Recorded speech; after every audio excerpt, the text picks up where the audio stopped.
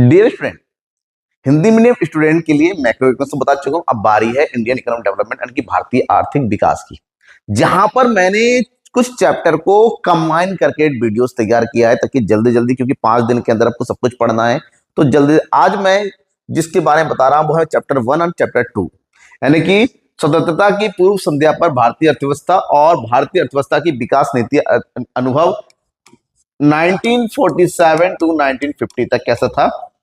इसमें बहुत सब कुछ आएगा, सारे इंपॉर्टेंट टॉपिक आएंगे जो आपके एग्जाम के लिए, सीबीएसई के लिए जरूरी है और जो एग्जाम में लगातार रिपीट होते हैं। ठीक है, तो क्लास की शुरुआत कहां से करेंगे? क्लास की शुरुआत करते हैं स्वतंत्रता के समय भारतीय अर्थव्यवस्था से। ठीक है, कि स्वतंत्रता के समय भारतीय अर्थव्यवस्था कैसी थी। तो अगर हम बात करें, भारत पुराने समय में बहुत ही जो है वेल नोन था। भारत का एक्सपोर्ट यानी कि निर्यात बहुत अच्छा था। भारत में लोग खेती करते थे, केवल जरूरत के लिए, खेती पर डिपेंडेंट नहीं थे, क्योंकि वो सब लोग अपने घर में कुछ ना कुछ हस्तकला, हैंडीक्राफ्ट अपना उद्योग चलाते थे। और ऐसे फिर 1957 से लेके 1757 से लेके 1947 तक, लगभग 200 सालों तक अंग्रेजों ने हमारे ऊपर राज किया। और राज करके उन्होंने ऐसी नीतियां अपनाई जिससे भारत के संसाधनों का उन्होंने इस तरह से प्रयोग किया जिससे भारत की कृषि, भारत का उद्योग, भारत का जो व्यापार है पूरी तरह से चौपट हो गया। और भारतीय अर्थव्यवस्था जब 1947 को भारत आजाद हुई तो हमारी अविकसित और पिछड़ी अर्थव्यवस्था थी।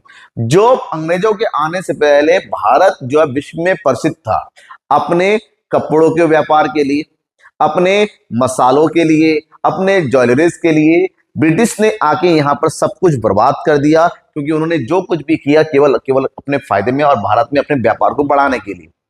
तो स्वतंत्रता जब हमें मिली, हमारी भारतीय अर्थव्यवस्था कैसी थी? प्रमुख समस्या जो थी, जो हमारे आर्थिक विकास था बहुत ही निम्न स्तर का था। विकास नाम मात्र का था, जो स्टैग्नेंट इकोनॉमी थी। 1 से लेके 0.5 से लेके 1% के बीच का ग्रोथ रेट था। हमारे राष्ट्रीय आय बहुत कम थी, प्रति व्यक्ति आय लोगों की बहुत कम थी। अत्यधिक गरीबी छाई हुई थी, लोग बहुत ज्यादा बेरोजगार थे, लोगों का जीवन स्तर निम्न स्तर का था, क्योंकि गरीब है, काम धंधा है नहीं, रोजगार तो था वो छिन चुका था। तो ऐसे में भारतीय अर्थव्यवस्था बिल्कुल डवाडोल हो गई।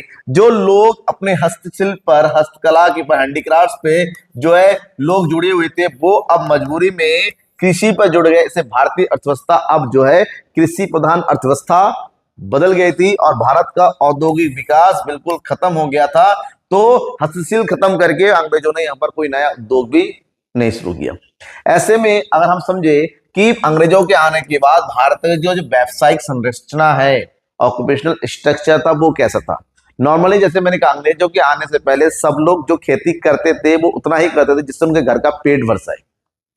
लोगों के पास अपना खुद का उद्योग था, छोटे छोटे उद्योग चलाते थे और सब लोग अच्छे वेल नोन थे, सब लोग अच्छे खासे पोजीशन में रहते थे। अंग्रेजों के आने के बाद हमारे देश के लगभग 70 to 75% लोग कृषि पर निर्भर हो गए, क्योंकि उनके पास करने को कोई दूसरा काम नहीं था। ठीक है, उद्योगों का इतना कम विकास हुआ कि केवल 10 से 12% लोग उद्योगों पर डिपेंड थे और सेवा क्षेत्र में केवल 15 से 18%, वो भी वो सेवाएं जो अंग्रेजों ने शुरू ही किया था। तो भारत की स्थिति, क्योंकि जिस देश में लोग मजबूरी में खेती पर ज्यादा डिपेंड होते, उस देश की हालत वैसी ही खराब होती है। मतलब कृषि पर से ज्यादा निर्भरता हो गई, औद्योगिक रोजगार कम हो गए, उत्पादकता में कमी आ गई और हमारा देश बिल्कुल एक्सप्लॉइट, एकदम बर्बाद देश बन गया। एक एक करके बात करते, सबसे पहले शुरुआत करते कृषि से। स्वतंत्रता की पूर्व संध्या पर हमारी कृषि की अवस्था कैसी थी? बहुत ही खराब, पिछड़ा और अक्षम था। हम जो है खेती करते थे, इतना खराब खेती की अवस्था हमारी हो चुकी थी कि हम जो है अपने खुद के पेट भरने लायक उत्पादन नहीं कर पा रहे थे। इसके पीछे कुछ रीजन था, जमींदारी प्रथा। अंग्रेजों ने जमींदारी सिस्टम शुरू किया था। पहले अंग्रेज जो है हमारे भारतीयों से डायरेक्टली क्या टैक्स कलेक्ट करते थे, और उन्होंने मिडिलमैन बनाया कि यहाँ पर है अंग्रेज, यहाँ है किसान, और बीच में उन्हें जमींदार बना दिए। जमींदार किसानों से टैक्स लेके फिर ब्रिटिश को देता था। ऐसे में ब्रिटिश को अगर 10% टैक्स देता था, ये वसूलता था उससे ज्यादा। तो जमींदारी सिस्टम ने भारतीय कृषि व्यवस्था को पूरी तरीके से बर्बाद कर दिया, क्योंकि अब टैक्स ज्यादा लगने लगा था। जमींदार बिल्कुल भी ध्यान नहीं देता। अंग्रेजों से ज्यादा जुल्म जमींदारों ने करना शुरू कर दिया भारतीय किसानों के ऊपर। उत्पादकता बिल्कुल नहीं थी। क्यों नहीं थी भाई? जब उत्पादन करने के लिए निवेश करना पड़ता है और जमींदार टैक्स तो लेते थे, लेकिन कृषि के विकास पर बिल्कुल ध्यान नहीं देते थे। पूरी की पूरी कृषि मानसून पर निर्भर थी, बारिश होगी तो खेती होगी, बारिश नहीं होगी कोई भी सिंचाई की से व्यवस्था ही नहीं थी। आधुनिक तकनीक के अभाव था, कृषि में निवेश बिल्कुल नहीं था। तो ऐसे में जब कुछ भी नहीं होगा तो खेती का विकास क्या होगा, खेती बर्बाद होती चलेगी। ऊपर से अंग्रेजों ने भारतीय किसानों के ऊपर व्यावसायिक खेती का भी जोर देना शुरू कर दिया था, जिसको भारतीय किसानों को वो रास नहीं आया। फिर है औद्योगिक। औद्योगिक आधार बहुत कमजोर हो गया था, औद्योगिक विकास ठप पड़ गया था, क्योंकि अंग्रेजों ने भारतीय उद्योग को बिल्कुल पॉलिसी बना के खत्म कर दिया। अंग्रेजों ने भारत को अपना मार्केट बनाने के लिए भारतीय उद्योग को पहले खत्म करना शुरू कर दिया। इसके लिए उन्होंने एक टैरिफ नीति बनाई। क्या बनाई? टैरिफ नीति। भारत में जो कच्चा माल आता था उस पर टैरिफ बढ़ा दिया था, और भारतीय सामान जो विदेशों को जाता था उस पर टैक्स और बढ़ा दिया। इससे भारतीय सामान विदेशों में महंगा हो गया, भारत का सामान भारत में महंगा हो गया। इस तरह से भारतीय उद्योग धीरे धीरे बर्बाद होने लगे, और भारतीय उद्योग उस समय केवल सीमित उद्योग थे और अधिकांश उपभोक्ता वस्तु ही उत्पादे। मतलब अंग्रेजों ने भारत में जो हस्तशिल्प खत्म करके भारत में कोई भी नया उद्योग मौजूद लगाए नहीं। मजबूरी में कुछ सूती वस्त्र के उद्योग थे, कुछ जूट उद्योग थे, उन्होंने लिए। क्यों? क्योंकि पूंजी की कमी थी, आधुनिक तकनीक का अभाव था, कमजोर आधारभूत संरचना थी। ब्रिटिश नीतियों ने भारतीय उद्योगों को हतोत्साहित करना शुरू कर दिया था। जब कुछ होगा नहीं, उद्योगों का विकास कहां से होगा? तो भारतीय उद्योगों का भी विनाश हो गया। विदेशी व्यापार। अंग्रेजों ने विदेशी व्यापार पूरी तरीके से अपने नियंत्रण में लिया, और विदेशी व्यापार को उन्होंने ऋणात्मक कर दिया। क्या कर दिया? ऋणात्मक कर दिया। ऋणात्मक क्यों? क्योंकि उन्होंने हमारे व्यापार जो विश्व में सबसे ज्यादा वेल नोन थे, सबसे आधुनिक और क्वालिटी सामान हम निर्यात करते थे, उन्होंने कच्चे माल के निर्यात पे हमारा देश कन्वर्ट कर दिया। पहले हम तैयार माल निर्यात करते थे, कच्चा माल आयात करते थे, अंग्रेजों ने अब उसको कन्वर्ट करके कच्चे माल के निर्यातक और तैयार माल के आयातक रूप में हमारे देश के में बना दिया। इसका मतलब ये पूरी के पूरी तरीके से अंग्रेजों के फायदे के लिए था और देश के नुकसान के लिए था। मतलब उन्होंने कच्चे माल की आपूर्ति करता और ब्रिटिश उत्पादों का बाजार बन के इंडिया रह गया। इंडिया का अपना खुद का बाजार खत्म हो गया। जनसांख्यिकीय डेमोग्राफिक प्रोफाइल की अगर बात करते हैं, क्योंकि अंग्रेजों ने पूरी तरीके से ब्रिटिश भारतीय अर्थव्यवस्था पर कब्जा जमा लिया। उन्होंने ना शिक्षा को कोई महत्व दिया, भारत में जो भी शिक्षा प्रणाली थी उसको उन्होंने बंद करवा दिया या खत्म करवा दिया। भारत जो चिकित्सा में अभूतपूर्व योगदान दे चुका था, खासकर जो है आपको आयुर्वेदिक्स में, आयुर्वेद में भारत में आयुर्वेद को खत्म कर दिया गया। कोई भी आधुनिक या फिर नई शिक्षा व्यवस्था, नई चिकित्सा सुविधा भारत में शुरू नहीं किया गया। ऐसे में भारत में जनसंख्या की स्थिति बहुत ही खराब हो गई। जन्म दर बहुत ज्यादा था, और जितना जन्म दर था उससे ज्यादा तो मृत्यु दर थी, और जन्म दर मृत्यु दर दोनों ज्यादा होने का मतलब होता है कि जो चिकित्सा व्यवस्था भारत की बहुत दयनीय अवस्था में थी। जीवन प्रत्याशा बहुत ही कम थी, लगभग 32 वर्ष। ये कहता है कि उस समय लोग कितनी जल्दी मर जाते थे, क्योंकि लोगों के पास जीने के लिए साधन नहीं थे, लोगों का जीवन स्तर बहुत ही दयनीय। शिशु मृत्यु दर, बच्चा पैदा होते ही तुरंत मर जाते थे। ठीक है। कम साक्षरता दर, भारत में लोग शिक्षा की स्थिति 100 में से 16% लोग जो है आपका जो है साक्षर थे, मतलब पढ़े लिखे, बहुत ज्यादा भी नहीं पढ़े लिखे। उसमें से अगर महिलाओं की बात करते केवल 7% महिलाएं ही पढ़े लिखी थी। और ये सब बताता है कि उस समय भारत में जीवन की गुणवत्ता बहुत ही खराब हो चुकी थी, बहुत ही बेकार हो चुका था। लोग गरीबी में जी रहे थे, और गरीबी में लोग पेट भर नहीं भर पाता था तो बाकी चीजों पर कहां ध्यान दे सकते थे। अब बात करते हैं आधारभूत संरचना। अंग्रेजों ने भारत में आधारभूत संरचना पे जो काम किया था वो इतना ही काम किया था ताकि उनका व्यापार भारत में बढ़े। उन्होंने देश के विकास के लिए कोई काम नहीं, इसका मतलब देश के हिसाब से आधारभूत संरचना अविकसित थी। ठीक है। उन्होंने परिवहन के लिए कच्चे माल को बंदरगाहों तक पहुंचाने के लिए परिवहन की सेवाएं, जिसमें रेलवे, ठीक है, रेलवे व्यवस्था का, उन्होंने नए पोर्ट बनवाए। ठीक है। ये नए उन्होंने नई सड़कें बनवाई, और इसका उद्देश्य केवल इतना ही था कि कच्चे माल को बंदरगाहों तक लेके जा सके, बंदरगाहों से जो है सामान अलग अलग जगह पे ले जाए, सैनिकों को जगह टाइम समय पर कहीं भेजा जा सके। इसके लिए उन्हें परिवहन सुविधा बढ़ाई, केवल अपने फायदे के लिए। उन्होंने डाक और दूरसंचार सेवाएं शुरुआत की, वो भी सीमित मात्रा में, केवल अपने उद्देश्य की पूर्ति के लिए। उन्होंने भूमि के एक छोटे से हिस्से पर सिंचाई की व्यवस्था शुरू की ताकि उनको कच्चा माल पर्याप्त मिल सके। बिजली की उत्पादन तक केवल अंग्रेजों के तक ही सुविधा थी। मतलब उन्होंने जो कुछ भी डेवलप किया अपने लिए किया था, उन्हेंने भारतीयों को सुविधा प्रदान करने के लिए कुछ भी नहीं किया।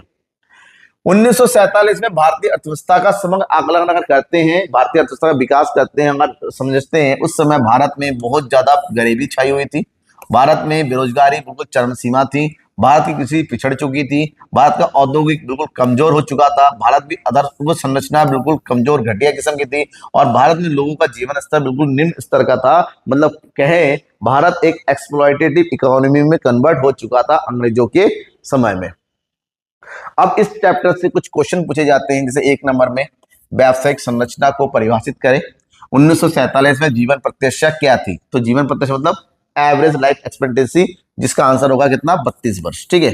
3 से 4 अंकों वाला जो क्वेश्चन था, स्वतंत्रता के समय कृषि की स्थिति को समझाइए और 1947 में भारत की औद्योगिक स्थिति को विस्तार से समझाइए। ये चीज अभी मैंने पढ़ाया, उसी चीज को एग्जाम में आईआईटी लिखने का तरीका होता है, हर चीज को पॉइंट टू पॉइंट लिखिए, हेडिंग डालिए, फिर उसको एक्सप्लेनेशन दीजिए, तब जाके आपको फायदा मिलेगा। यहाँ पर 6 अंकों में स्वतंत्रता के समय भारतीय अर्थव्यवस्था की विशेषताएं और स्वतंत्रता के समय भारतीय अर्थव्यवस्था की समस्याओं का वर्णन करना है, तो ये भी आपको हेडिंग डालना है। 6 नंबर का आता है, 4 से 5 पॉइंट लिखिए, उसको एक्सप्लेन कीजिए, तब जाके आपको पूरे नंबर यहाँ पर मिल सकते हैं। अब बात करते हैं दूसरे यूनिट की, चैप्टर नंबर 2। चैप्टर नंबर 2 मतलब विकास नीति और अनुभव 1947 से लेकर 1990 तक की भारतीय अर्थव्यवस्था। अब भारत आजाद हो चुका है, भारत की अर्थव्यवस्था खराब है, सरकार के सामने ये था कि किस तरह से हम भारतीय अर्थव्यवस्था की गाड़ी को धीरे ही से आगे बढ़ाने की कोशिश करें। तो उसके लिए, क्योंकि एक दिन का काम तो नहीं, भारत की जनसंख्या वैसे ही उसमें ज्यादा थी, ठीक है, भारत के लोग गरीब थे, रोजगार का नामो निशान नहीं था, खेती खत्म, उत्पादकता खत्म, व्यापार खत्म, सब कुछ खत्म था। मतलब हमारा राष्ट्रीय आय बिल्कुल लो था, गरीबी बहुत ज्यादा थी, बेरोजगारी बहुत ज्यादा थी, आधारभूत संरचना खत्म, पिछड़ी कृषि अवस्था, कमजोर औद्योगिक आधार। तो इन सबको सुधारने के लिए एक सुनियोजित प्रणाली की आवश्यकता थी। तो इसके लिए एक नियोजित आर्थिक विकास पर ध्यान दिया गया और इसके अंतर्गत भारत में पंचवर्षीय योजनाओं को शुरू किया गया ताकि भारतीय अर्थव्यवस्था को आगे बढ़ाया जा सके।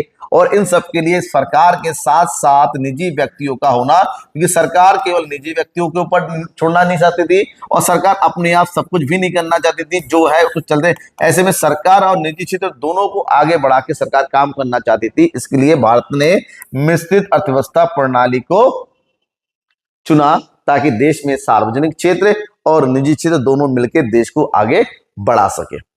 तो ऐसे में भारत ने जो नई आर्थिक व्यवस्था अपनाई उसको बोलते हैं मिश्रित अर्थव्यवस्था।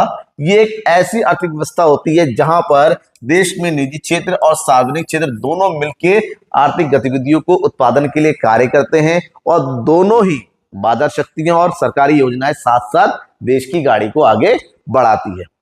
इसकी प्रमुख विशेषताएं थी कि यहाँ पर सार्वजनिक और निजी क्षेत्र दोनों ही विद्यमान होते हैं।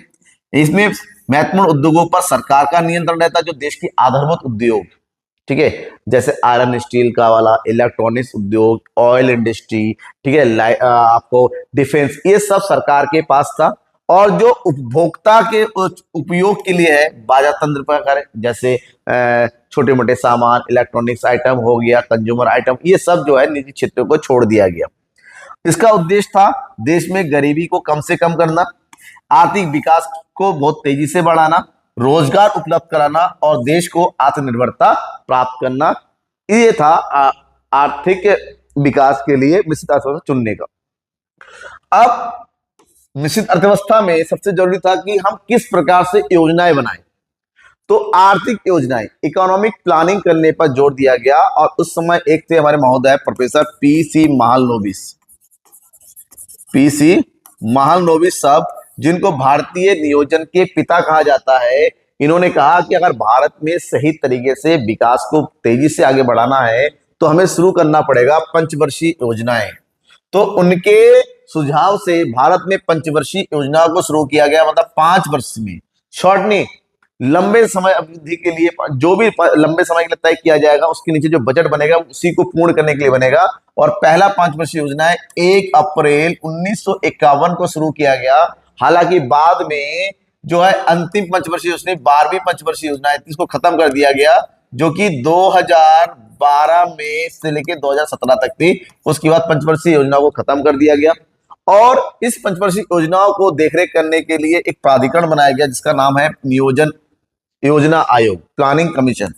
हालांकि 2014 में इसको खत्म करके इसकी जगह नीति आयोग बनाया गया, जिसका काम है सरकार को नीतिगत सुझाव देना। नियोजन के प्रमुख उद्देश्य थे देश का आर्थिक विकास करना, आधुनिकीकरण को बढ़ावा देना, आत्मनिर्भरता को ध्यान रखना और समानता, इक्विटी। कि जो भी योजना बनाएंगे, जो भी काम करेंगे, उसमें ये चार उद्देश्य निहित होना चाहिए। देश में विकास दर बहुत तेजी से बढ़े, इसके लिए उत्पादकता को बढ़ाना, आधुनिक जो भी हम करेंगे उसमें मॉडर्नाइजेशन, क्योंकि जब तक हम आधुनिक के रीति रिवाजों से, आधुनिक परंपराओं से, आधुनिक तकनीकों के साथ हम आगे नहीं बढ़ेंगे, हमारा जो विकास नहीं हो सकता। तो सरकार ने आधुनिकीकरण पर बहुत बल दिया, और ये भी बल दिया कि हम इंपोर्ट से ज्यादा खुद के उत्पादन पर बल देंगे, कि उन चीजों पर ज्यादा से ज्यादा हम उत्पादन करने की कोशिश करेंगे जो अभी हम विदेशों से क्या करते हैं, इंपोर्ट करते हैं। तो आर्थिक नियोजन हो गया। फिर भारत की विकास रणनीति की विशेषता, भारत में किस प्रकार से जो 1950 से 1990 तक की रणनीति अपनाई।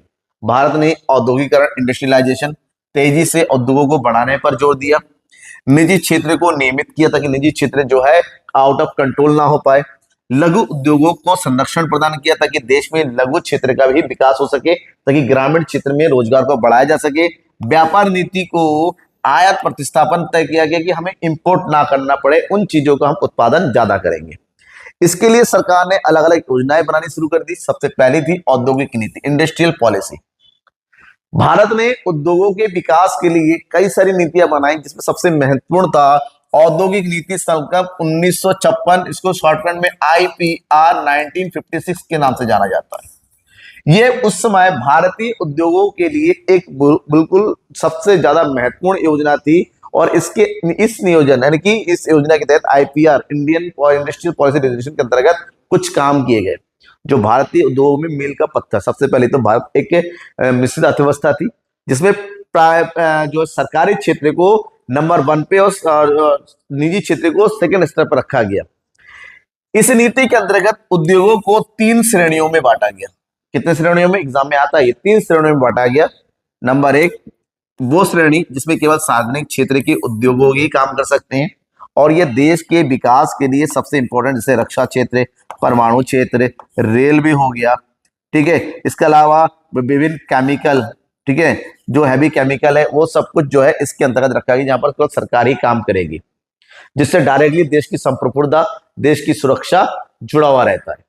दूसरे क्षेत्र के अंतर्गत वो क्षेत्र रखे हैं जिनमें सार्वजनिक और निजी क्षेत्र दोनों मिलकर काम कर सकते हैं, मतलब इसमें निजी क्षेत्र भी अपने उत्पादन कार्य कर सकती है। इसमें करीब 14 क्षेत्रों को रखा गया, जिसमें रसायन हो गया, उर्वरक हो गया, मशीन हो गया, इलेक्ट्रॉनिक्स आइटम हो गया, वो सब। तीसरे क्षेत्र में उन उद्योगों को रखा गया जो डायरेक्टली उपभोक्ताओं से जुड़ा हुआ है, जिसमें वस्त्र उद्योग हो गया, उपभोक्ता वस्तुएं हो गई, जो आपके मसाले हो गए, अलग अलग खाने पीने के सामान, ये सब कुछ रखा गया, और सब निजी क्षेत्र के अंदर 3 श्रेणी में उद्योगों को बांट दिया। इसके बाद दूसरा जो काम किया था वो है औद्योगिक लाइसेंसिंग। उन्होंने कहा कि निजी क्षेत्र को खुला नहीं छोड़ सकते, क्योंकि अभी एक कंपनी ने हमें 200 साल तक गुलाम बना के रखा। हम नहीं चाहते कि निजी क्षेत्र बहुत तेजी से आगे बढ़े, देश के समस्त जो उत्पादन के साधनों पर वो कब्जा कर ले, और अमीर अमीर होते चले, गरीबों पर बिल्कुल ध्यान ना दे। इसलिए सरकार ने निजी क्षेत्रों को लगाम लगाने के लिए औद्योगिक लाइसेंसिंग सिस्टम शुरू कर दिया। इसके अंतर्गत अगर किसी भी उद्योग को, किसी व्यक्ति को नया उद्योग लेना है तो लाइसेंस लेना पड़ेगा, उत्पादन को बढ़ाना भी है तो भी लाइसेंस लेना पड़ेगा, उत्पादन में परिवर्तन करना है तब भी लाइसेंस लेना पड़ेगा। मतलब अब कुछ भी करेंगे बिना लाइसेंस लिए कोई काम नहीं कर सकते। ये इसका उद्देश्य था, देश में एकाधिकार ना हो पाए उत्पादन क्षेत्र में किसी एक व्यक्ति का, क्षेत्रीय संतुलन की स्थापना की जा सके, और आर्थिक शक्ति के केंद्रीकरण को रोक सके। हालांकि उद्देश्य सही था, लेकिन इस लाइसेंसिंग सिस्टम ने बाद में जाके 1980 के दशक में उद्योगों को सबसे ज्यादा नुकसान पहुंचाया। क्यों? क्योंकि इससे लाइसेंसिंग राज स्टार्ट हो गया। लाइसेंस राज को बोलते हैं, मतलब आपको लाइसेंस लेना पड़ेगा, तो दफ्तरों के चक्कर काटने पड़ेंगे, नौकरशाही बढ़ती चली गई, जिसको लाल फीताशाही कहते हैं। जब आपकी चप्पल घिस जाए तो चप्पल घिस जाती है लाइसेंस लेते लेते, लेकिन लाइसेंस नहीं मिल पाता। तब इससे यहाँ वहां से वहां, वहां से वहां, ये कागज वो कागज कर करके हालत खराब कर देते हैं, और ऐसे में धीरे धीरे भ्रष्टाचार बहुत ज्यादा बढ़ गई। करप्शन, घूस दोगे तभी काम हो पाता था, और औद्योगिक विकास में देरी होने लगी, क्योंकि जब तक फाइल बढ़ता था तब काम खत्म हो जाता था। तो इस तरीके से लाइसेंसिंग सिस्टम में बाद में जाके इस उद्योगों को नुकसान करना भी शुरू कर दिया। ठीक है। फिर है लघु उद्योग। सरकार ने आईपीएल 1956 में काम और किया, जो आपकी बृहद उद्योग है यानी कि बड़े, और दूसरा लघु, इन दोनों को अलग अलग कर दिया। बृहद क्षेत्र के उद्योग को लघु क्षेत्र में आने की मनाही कर दी, रिजर्वेशन कर दिया गया। ठीक है, क्यों? क्योंकि ये तय किया कि अगर लघु क्षेत्र को बढ़ावा दिया जाए तो इससे सबसे ज्यादा फायदा हमारा ग्रामीण क्षेत्र को होगा, जहां पर लोग छोटे छोटे काम कर सकते हैं। अगर इसमें भी बृहद उद्योग वाले आ गए तो बेचारे वो लोग क्या करेंगे? तो इसके लिए इसको रिजर्व कर रखा गया, एलआईसी बोलते हैं, एसएसआई। इसके लिए कारण थे, रोजगार सृजन पर बल मिलता है, क्षेत्रीय असमानता को कम किया जा सकता है, ग्रामीण विकास को बढ़ावा देना है और स्थानीय संसाधनों का उपयोग करना इसका प्रमुख उद्देश्य था। इसके अंतर्गत छोटे उद्योगों के लिए उत्पादकों का आरक्षण कर दिया गया कि इसमें केवल यही उत्पादन कर सकते, कोई दूसरा नहीं आ सकता। वित्तीय सहायता प्रदान की गई, सब्सिडी दिया गया, कर में फायदा दिया गया, ताकि जो है उस लघु क्षेत्र में भी उत्पादन की स्थापना हो सके, उद्योग लग सके।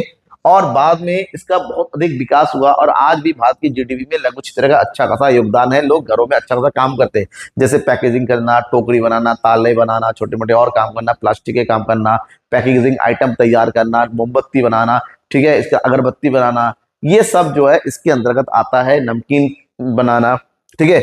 समस्याएं थी, लोगों में दक्षता की कमी थी, लोग पढ़े लिखे कम थे, लोगों का स्किल नहीं था, फिर तकनीक नहीं थी, और सबसे इंपॉर्टेंट उत्पादकता भी इसकी कम होती है, तो इसमें थोड़ी प्रॉब्लम आगे आने शुरू हो गई थी। फिर है व्यापार नीति। सरकार ने देश के व्यापार को बदलने के लिए एक नई व्यापार नीति लेके आई, लेकिन इस नीति की सबसे बड़ी खासियत थी आयात प्रतिस्थापन। सरकार ने ये नहीं कहा कि हमें निर्यात करना है, सरकार ने ये कहा कि हम जो कुछ भी आज आयात करते हैं उस आयात पर रोक लगे और जो कुछ भी आयात करते हैं उसको ज्यादा से ज्यादा हम अपने देश में ही उत्पादन करें। तो आयात को हतोत्साहित करने के लिए नीतियां लाई गई और इसके अंतर्गत आयात प्रतिस्थापन, औद्योगिकरण पर बल दिया गया। मतलब जो आयात करने के बजाय देश में बढ़ाया जाए, ताकि घरेलू क्षेत्र को उत्पादक तो बड़ा मिले, विदेशी देशों का निर्भरता कम हो जाए और विदेशी मुद्रा का बचत हो सके। इसके लिए सरकार ने आयात के ऊपर टैक्स बढ़ा दिया, आयात का कोटा फिक्स कर दिया गया और आयात पर प्रतिबंध भी लगा दिया कि आपको आयात नहीं करना है, कुछ करना है तो मतलब सरकार की परमिशन लेनी होगी। लाभ ही हुआ, इससे घरेलू छोटे छोटे घरेलू क्षेत्रों का विकास हुआ, क्योंकि उनको अब फॉरेन से कंपटीशन नहीं मिलेगा और आत्मनिर्भरता भी धीरे धीरे बढ़ती चली गई। लेकिन ये भी एक टाइम के बाद नुकसान करे, क्यों? प्रतिस्पर्धा की कमी। अगर कंपटीशन नहीं होता ना दो लोगों में तो फायदा क्या, किसको क्या पता कि मैं किस लेवल में हूं। तो इंडिया को अपना लेवल प्रतिस्पर्धा नहीं मिला, तो उसकी कमी से भारत अपने लेवल को भूल गया, उद्योगों में अक्षमता आनी शुरू हो गई और उत्पादों की गुणवत्ता भी खराब होती चली। क्योंकि जब हम वर्ल्ड क्लास को देखेंगे ही नहीं, उनके साथ फाइट ही नहीं करेंगे, तो हम नया सीखेंगे कैसे? तो ऐसे में नुकसान होना शुरू हो गया। विकास और संरचनात्मक परिवर्तन में क्या हुआ? ठीक है, अगर 1950 से लेकर 1990 तक की अगर बात करते हैं तो यहाँ पर औद्योगिक क्षेत्र का तेजी से विकास हुआ, आधारभूत संरचना का विकास हुआ और हरित क्रांति के बाद कृषि में सुधार होना शुरू हुआ। मतलब साफ है कि अगर इसकी बात करते हैं, कृषि क्षेत्र में जो है, कृषि क्षेत्र का जो हिस्सेदारी थी धीरे धीरे कम हुई। मतलब लोग कृषि क्षेत्र से हटके दूसरे क्षेत्र में शिफ्ट होने लग गए। औद्योगिक क्षेत्र का भी विकास हुआ, सेवाओं का बहुत तेजी से विकास हुआ। मतलब साफ है कि जो सबसे ज्यादा लोग कृषि पर डिपेंड थे, अब धीरे धीरे उद्योगों के विकास होने के साथ साथ जो है दूसरे क्षेत्रों में। फिर है कृषि के विकास के लिए भी सरकार ने बहुत ज्यादा कार्य किया, क्योंकि भारत की सबसे प्रमुख जीविका जो है कृषि क्षेत्र ही था। कृषि, उसमें प्रॉब्लम थी, कृषि की उत्पादकता कम थी, पारंपरिक तरीके से हम खेती करते थे, हम बेसिकली मानसून यानी कि बारिश पर डिपेंड होते थे और हमारे यहाँ पर सिंचाई की कमी थी, सिंचाई की सेवा नहीं थी।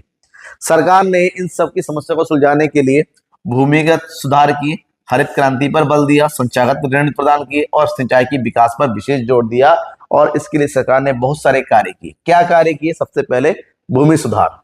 सरकार ने भूमिगत सुधार करने के लिए सबसे पहले तो जमींदारी प्रथा का उन्मूलन के, जमींदारी प्रथा को खत्म कर दिया कि नहीं, कोई भी बीच में मीडिएटर नहीं रहेगा, सरकार और जो है कृषक है वो डायरेक्टली आपस में जुड़े रहेंगे।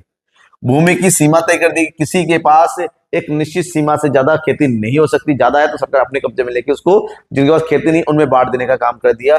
किराएदारी में सुधार किया, सरकार टैक्स की मात्रा में भी तय कर दिया कि इससे ज्यादा टैक्स नहीं लिया जा सकता। इसमें भी कुछ सीमाएं थी, क्रियान्वयन उतना नहीं, सरकार ने नीतियां तो बनाई लेकिन एक्चुअली में ग्राउंड लेवल पर उसको क्रियान्वयन नहीं किया गया। राजनीतिक विरोध बहुत होना शुरू कर दिया, भूमि अभिलेखों की कमी थी क्योंकि उतना ज्यादा लेखा जोखा था नहीं, तो ऐसे में भी समस्या आनी शुरू हो गई, समस्या थी उसमें, और आज भी वो है और कुछ हद तक सुधार हुआ। हरित क्रांति, सरकार ने 1950 के दशक में खेती उत्पादकता में बढ़ाने में विशेष कार्य किया। इसके पीछे एम एस स्वामीनाथन का विशेष योगदान था, जिसको भारत में हरित क्रांति के जनक के नाम से जाना जाता है। इनके ही प्रेरणा से भारत में, इनके सुझाव से सरकार ने कृषि के क्षेत्र में जो है उत्पादकता बढ़ाने के लिए उच्च उत्पादक किस्म के बीज पर, उर्वरक के प्रयोग पर, सिंचाई की सुविधा बढ़ाने पर और आधुनिक तकनीक के उपयोग पर बल दिया, और इन्हीं के मद्देनजर भारत में बहुत तेजी से उत्पादकता में वृद्धि होनी शुरू हुई। सबसे ज्यादा जो वृद्धि हुई पंजाब, हरियाणा और पश्चिमी उत्तर प्रदेश में, और इसका जो लाभ हुआ खाद्यान्न उत्पादक में हम तेजी से वृद्धि हो गई, हम जो है पर आत्मनिर्भर बनते हुए चले गए, खासकर गेहूं और धान में, और खाद्यान्न आयात में भी कमी आई क्योंकि अब हम अपने जरूरत के लिए खुद ही उत्पादन करने लग गए थे।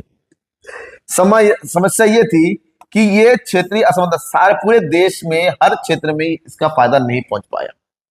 ठीक है, दूसरा, इससे पर्यावरण को भी नुकसान होना शुरू किया, हमने फर्टिलाइजर केमिकल का यूज करना शुरू कर दिया खेती के लिए, और खेती से उत्पादक तो बढ़ी लेकिन इससे पर्यावरण को, आज हम देखते हैं कि बिना दवाई डाल के हम खेती कर ही नहीं सकते, बीमार पड़ रहे हैं, कैंसर वो उसी की देन है क्योंकि उस समय केमिकल पर जोर दिया गया, और इसका लाभ बेसिकली उनको मिला जो पहले से समृद्ध थे, जिनका पहले से ही पैसा था। ठीक है, तो इस प्रकार से हम देखेंगे जो 1950 से लेकर 1990 की नीति थी उसका क्या फायदा हुआ। भारत में आधारभूत संरचना का विकास हुआ, औद्योगिक क्षेत्र का तेजी से विकास हुआ, कृषि का विकास हुआ, सबसे इंपॉर्टेंट उसी टाइम पे सार्वजनिक क्षेत्र का विकास हुआ, और कई उद्योगों में आत्मनिर्भरता में वृद्धि हुई। मतलब भारत में उत्पादन बहुत तेजी से बढ़ने शुरू हो गई, नए नए उद्योग स्थापित हुए, निजी क्षेत्र को काफी फायदा मिला। लेकिन अगर असफलता की बात करते हैं, भारत में आर्थिक विकास जिस हिसाब से होना चाहिए था उतना नहीं हुआ, गरीबी और बेरोजगारी जैसी की तस थी उसमें कोई विशेष परिवर्तन नहीं हुआ, सार्वजनिक क्षेत्र में असुविधा आती शुरू हो गई, सरकार ने शुरू तो किया था जो, लेकिन करप्शन वगैरह बढ़ने से, लाइसेंस राज के आने से, ठीक है ना, जो सार्वजनिक क्षेत्र का उत्पादन तक कम होती चलेगी, और ये भारत ने बाद में बहुत ज्यादा नुकसान करना शुरू कर दिया। प्रतिस्पर्धा की कमी से गुणवत्ता में कमी आनी शुरू हो गई। ठीक है, ये था, इसमें कुछ टॉपिक है जो आपको ध्यान में रखना पड़ेगा। ठीक है, जैसे भारत में कृषिगत सुधार किस प्रकार से हो गया, हरित क्रांति का, इन सब टॉपिक को विशेष ध्यान देना पड़ेगा। कोशिश करेंगे जो हेडिंग मैंने आपको बताया वो हेडिंग याद करके नोट करके रख ले, क्योंकि हेडिंग बाद देखेंगे एग्जाम में मार्क्स अच्छे खासे मिलेंगे। ठीक है, चलिए नेक्स्ट वीडियो के लिए इंतजार रहेगा। नेक्स्ट वीडियो बहुत जल्दी आने वाला है क्योंकि टाइम कम है और सारे चैप्टर आपको बताने भी है, तो बहुत जल्दी करेंगे कि आपको मिलता रहे। Thank you and bye.